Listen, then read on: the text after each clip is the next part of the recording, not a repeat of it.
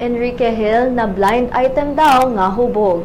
Sayri ang tibuok detalye sa showbiz chika ni Miley Sereneo. Aduna na gyud mga nanggawas nga pangan kung kinsa ba gyud ang mga tao nga gitumbok sa blind item ni Showbiz Connect na Connect host Icy Mendoza sa iyang pipila ka Instagram posts.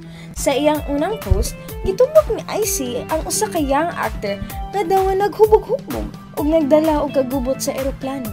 Nagsugod ang gubot dihang gisumbag-sumbag daw sa actor ang kauban niyang usa ka actress apan dihang napakusog kini. Nasukod daw ang babae. Tungod kay mura daw og napakauwawan ang young actor, mao nga nagsugod siya pagbuhat og komosyon.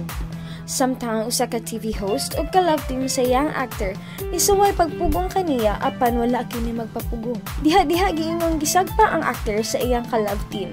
Karon, gitumbok ang actor nga daw si Enrique Hill og ang gisumbag-sumbag nga si actress mao si Jezzy Mandiola.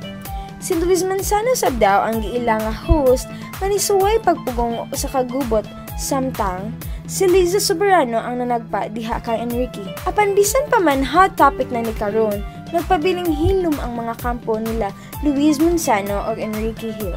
Kini si Miley J. Sereneo alang sa Showbiz Chika.